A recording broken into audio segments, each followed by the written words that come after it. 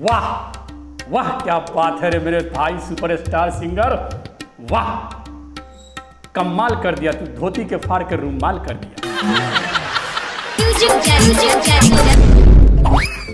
वाह मेरे भाई वाह, आप तो रवि किशन जी को भी पीछे छोड़ दिए भाई।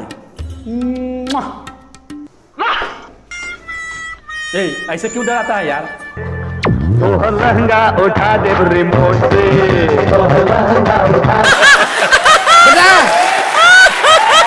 बोका भतारा साटा शॉट मारी।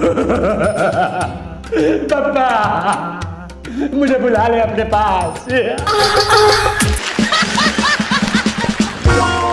हाय पाटी हमर बेलूरा बलमुआ, बुझे न दहिया के दर्द हो। वाह बेलूरा बलमुआ, बुझे न दहिया के दर्द हो। आई गवैया कैसन है मरद हो। कमीनी तुमको भी तो मजे आ रहा है ना, तो मजा लो ना, काहेला गाड़ी दे रहे हो भकलोल के।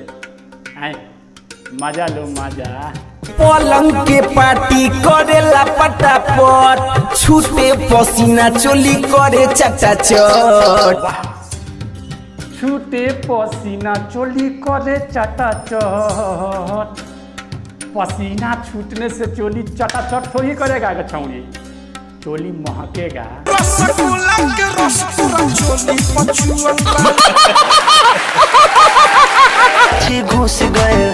बिछी घुस गए हमारे लहंगावा में। गे छौड़ी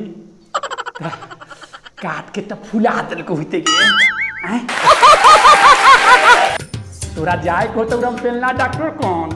अब भोका माइसिन के सुइया लेवे के पड़तो। भोका माइसिन के 4 गो सुइया ली है। अब पैसा के टेंशन मत ली, हमर चलबा है ना कुनल बा, बादला में वो भोंक लेगा, पैसा दे देगा। बहुत अच्छा लड़का है।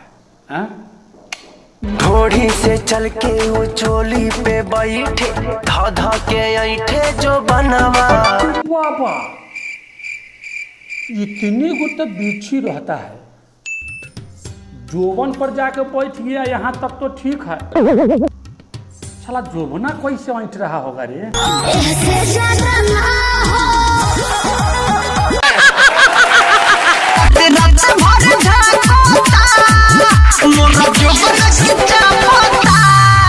चापी चापी के फुला दी रे, खरे खरे उसला दी रे।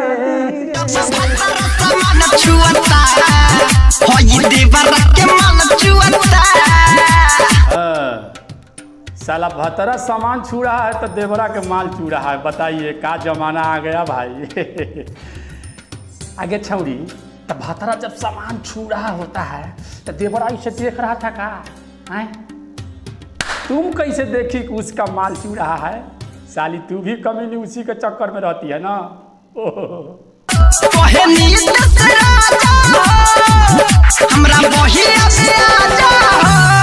मारे लो कच्चा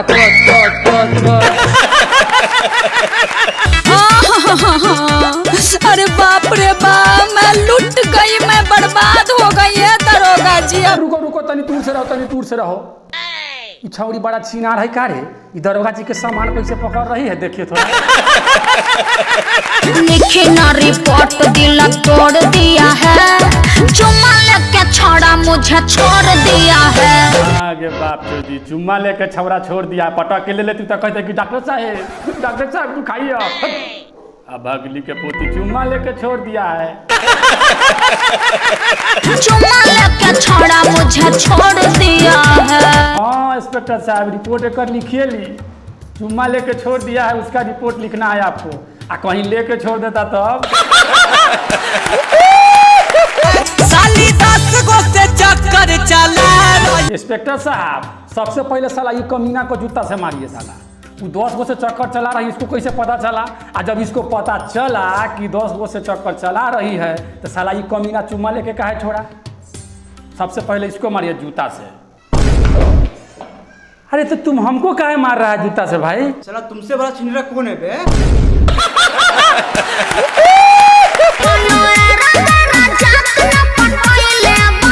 खाली जाता जैसे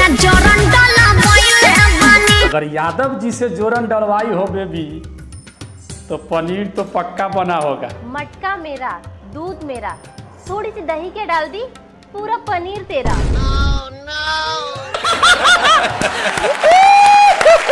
खाली जादो जी के नैहर में खइले बानी। हाँ तो बना दो, जादव जी को भिखारी बना दो नैहर में खा खा के, आ जाके ससुराल में भतार संगे।